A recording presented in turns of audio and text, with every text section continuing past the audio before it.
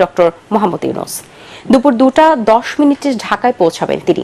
এর আগে গতকাল স্থানীয় সময় বিকেলে প্যারিসের বিমানবন্দরে খ্যাতিমান দর্শক, গুরুত্বপূর্ণ সংবাদে আপনাদেরকে স্বাগতম। ডক্টর মোহাম্মদ ইউনূস তত্ত্বাবধায়ক সরকার হিসেবে সন্ধ্যার পরে শপথ নেবেন। এরকম আরো ভালো ভালো ভিডিও পেতে চ্যানেলটি সাবস্ক্রাইব করে আমাদের পাশে থাকবেন। ধন্যবাদ। আসসালামু আলাইকুম। এটিএন বাংলা প্রতি ঘন্টার সংবাদে সবাইকে স্বাগত জানাচ্ছি। আমি ভাবনা আহমেদ। ফ্রান্স থেকে এখন দেশের পথে আছেন অন্তর্বর্তীকালীন সরকারের প্রধান হিসেবে মনোনীত নোবেলজয়ী অর্থনীতিবিদ ডক্টর মোহাম্মদ ইউনূস দুপুর 2:10 ঢাকায় পৌঁছাবেন তিনি। এর আগে গতকাল স্থানীয় সময় বিকেলে প্যারিসের বিমানবন্দরে খ্যাতিমান এই অর্থনীতিবিদকে কড়া নিরাপত্তায় পৌঁছে দেয় দেশটির সরকারি নিরাপত্তা বাহিনী। বিশ্বের বিভিন্ন গণমাধ্যম প্রতিনিধিরা সেখানে ডক্টর ইউনূসের প্রতিক্রিয়া জানার চেষ্টা করলেও তাৎক্ষণিকভাবে তিনি কিছু বলেননি। সাধারণ যাত্রীদের মতোই তিনি বিমানবন্দরের চেক ইন কাউন্টারে যান এবং আনুষ্ঠানিকতা শেষ করেন। ডক্টর ইউনূস দেশে ফেরার পর রাত 8টায় বঙ্গভবনে অনুষ্ঠিত হবে অন্তর্বর্তীকালীন সরকারের শপথ। রাষ্ট্রীয় এই আনুষ্ঠানিকতায় প্রায় 400 অতিথিকে আমন্ত্রণ জানানো হয়েছে বলে গতকাল সাংবাদিকদের জানান সেনাপ্রধান জেনারেল ওয়াকারুজ্জামান। অন্তর্বর্তীকালীন সরকারের আকার 15 জনের বেশিও হতে পারে বলে জানান সেনাপ্রধান।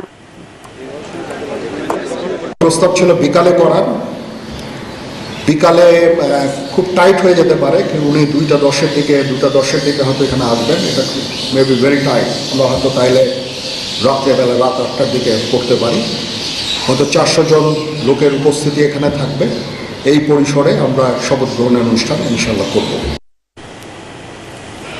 অন্তর্বর্তীকালীন সরকারের প্রধান হিসেবে মনোনীত নোবেলজয়ী অর্থনীতিবিদ ডক্টর মোহাম্মদ ইউনূসের জন্য বাসভবন হিসেবে রাষ্ট্রীয় অতিথি ভবন যমুনাকে প্রস্তুত করা হচ্ছে। সেখানে আছেন সহকর্মী শারফুল আলম। তিনি জানাচ্ছেন বিস্তারিত।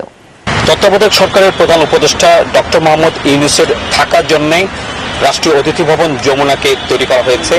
আপনারা দেখতে পাচ্ছেন যে এখানে গৃহায়ণ ও গণপূর্ত অধিদপ্তরের যেসব কর্মকর্তা কর্মচারীরা আছেন তারা কিন্তু কাজ করছেন এবং তারা তাদের এই ভবনটিতে থাকার জন্য যে ধরনের প্রস্তুতি দরকার, যে ধরনের গোছগাছ করা দরকার, অনেক দিন এই ভবনটি ব্যবহৃত হয়নি, আপনারা সবাই জানেন, এবং সেই জন্য কিন্তু তারা এই ভবনটিতে থাকার উপযোগী করার জন্য যা যা করার প্রয়োজন তারা কিন্তু পরিষ্কার পরিচ্ছন্নতা থেকে শুরু করে সব ধরনের কাজ করছেন। এবং এছাড়া আমরা দেখছি যে এই ভবনটিকে ঘিরে চারপাশে কিন্তু এক ধরনের নিরাপত্তা বলয় তৈরি করা হয়েছে এবং প্রধান উপদেষ্টার জন্য যে ধরনের নিরাপত্তামূলক ব্যবস্থা রাখা দরকার কয়েকটি স্তরে সেটি আমরা দেখতে পাচ্ছি। এবং আমরা এটি দেখতে পেয়েছি যে আমরা সেনাবাহিনী সহ প্রধান উপদেষ্টা নিরাপত্তার জন্য যারা যারা কাজ করবেন তাদের কিন্তু একটি অগ্রগামী দল এরই মধ্যে এখানে চলে আসছেন এবং তারা কিন্তু মহামান্য যে উপদেষ্টা প্রধান উপদেষ্টা তার থাকার যে জায়গাটি সেটিকে যাতে সম্পূর্ণ নিরবিচ্ছিন্ন রাখা যায়, নিরাপত্তা দিয়ে রাখা যায় এবং চারপাশে সেই ধরনের নিরাপত্তা বলে কিন্তু তারা গড়ে তুলছেন। তো এই ছিল আমার কাছে সবশেষ খবর। চেয়ারম্যান আবু হেনা মোহাম্মদ রহমাতুল মুনিমের পদত্যাগ ও বরখাস্তের দাবিতে কর্মবিরতি ও বিক্ষোভ করছে এনবিআর এর কর্মকর্তা কর্মচারীরা। সকাল থেকে বিক্ষোভ করতে দেখা গেছে তাদের এক দাবি চেয়ারম্যানের পদত্যাগ। এ সময় তারা যথাসময়ে পদোন্নতি দেওয়া সহ 13 দফা দাবি জানান। বৈষম্য বিরোধী রাজস্ব বোর্ডের কর্মকর্তারা ব্যানারে এসব দাবি জানান তারা। এদিকে এনবিআর ভবনের নিরাপত্তা জোরদারের দায়িত্ব পালন করছে সেনাবাহিনী। নিরাপত্তার স্বার্থে আজ ব্যাংক থেকে টাকা উত্তোলনের সীমা আরোপ করেছে বাংলাদেশ ব্যাংক। এক অ্যাকাউন্ট থেকে 1 লাখের বেশি নগদ টাকা উত্তোলন করা যাবে না। তবে এই সিদ্ধান্ত শুধু আজকের জন্য প্রযোজ্য হবে বলে ব্যাংকগুলোকে বার্তা দেওয়া হয়েছে। রাতে ব্যাংকের ব্যবস্থাপনা পরিচালকদের এই নির্দেশনা দেয় বাংলাদেশ ব্যাংক। নির্দেশনা অনুযায়ী একজন গ্রাহক নগদ টাকা উত্তোলন করতে না পারলেও যে কোনো পরিমাণ নগদ টাকা স্থানান্তর ও ডিজিটাল লেনদেন করতে পারবেন। পশ্চিমবঙ্গের জলপাইগুড়ি সীমান্ত দিয়ে ভারতে প্রবেশের চেষ্টাকালে প্রায় 1200 বাংলাদেশিকে আটকে দিয়েছে দেশটির সীমান্তরক্ষী বাহিনী বিএসএফ।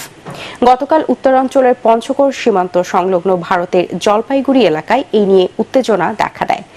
ওই বাংলাদেশিদের অনেকেই এখনও সীমান্তের জিরো লাইনে অবস্থান করছেন বলে জানিয়েছেন বর্ডার গার্ড বাংলাদেশ বিজিবি। পালিয়ে ভারতে যাওয়ার চেষ্টাকারীদের বেশিরভাগই আওয়ামী লীগের স্থানীয় পর্যায়ের নেতাকর্মী বলেও বিভিন্ন সূত্রে দাবি করা হচ্ছে।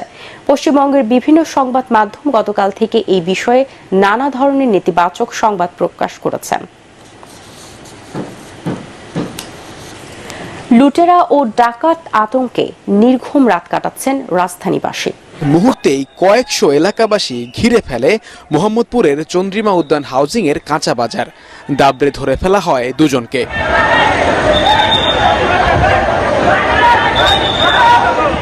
বয়সে কিশোর দুই লুটপাটকারীকে পিটিয়ে প্রায় মেরেই ফেলতে বসেছিল বিক্ষুব্ধ এলাকাবাসী।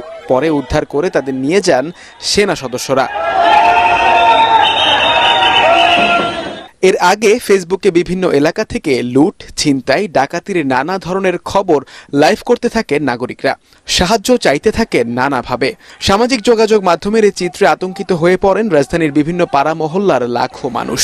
এলাকার মসজিদে মসজিদে মাইক থেকে ঘোষণা দিয়ে সবাইকে রাস্তায় নেমে আসতে বলা হয়।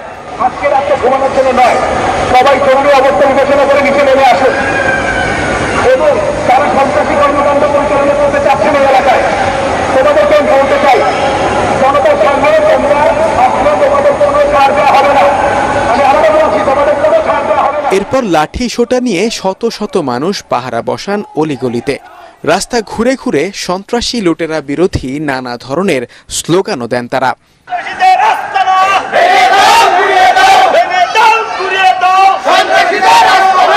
পুলিশের অনুপস্থিতির সুযোগে রাজধানীতে ছিনতাই ও ডাকাতির ঘটনা অস্বাভাবিকভাবে বেড়ে যাওয়ায় গেল 2 রাত এভাবেই কাটাচ্ছেন নগরবাসী। তৈরি হয়েছে ত্রাস আর ভীতিকর পরিস্থিতি। রাতভর জেগে নিজেরা নিরাপত্তা দিচ্ছেন, প্রয়োজনে সেনাবাহিনীকেও খবর দিচ্ছেন। যদিও কিছু কিছু এলাকায় স্কুল, কলেজ ও মাদ্রাসা শিক্ষার্থীরা নিরাপত্তা রক্ষায় নিজেরাই উদ্যোগ নিয়েছে, তারপরও আতঙ্ক কমছে না।